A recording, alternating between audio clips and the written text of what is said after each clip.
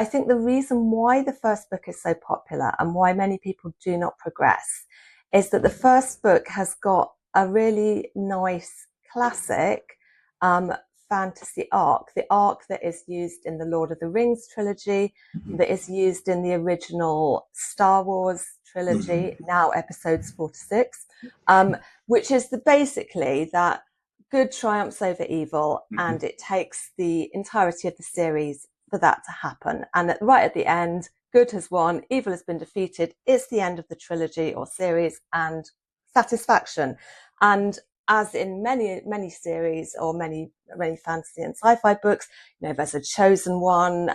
He spends some time struggling with being the chosen one, eventually manages to step up and become the chosen one, defeats the Harkonnens, yay.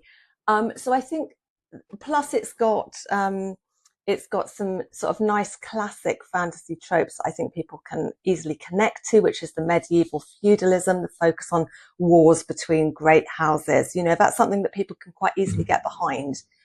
What happens after the first book, which we'll get into, is basically good triumphs over evil at the end of the first book. And the Harkonnens are, at least in the books, I know they have incarnations in Dune Prophecy recently, and in some of the other prequel books written by Frank Herbert's son. But in the books, the Harkonnens are gone. Like, there's no more Harkonnen antagonist. So basically what happens in the books is that at the end of the first book, good triumphs, and then all the other books are really about how good triumphs and then becomes progressively weirder and weirder and weirder until it is indistinguishable from evil.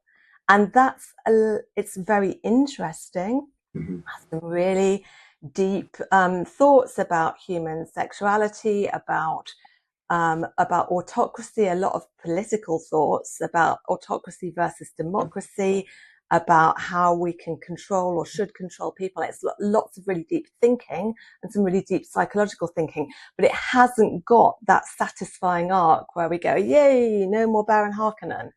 And I think it's for that the first book is so popular. And by far, I should also say, by far, almost exclusively the only book that's adapted. I think the reason why the first book is so popular and why many people do not progress is that the first book has got a really nice classic fantasy arc, the arc that is used in the Lord of the Rings trilogy, that is used in the original Star Wars trilogy, now episodes 4 to 6, which is basically that good triumphs over evil,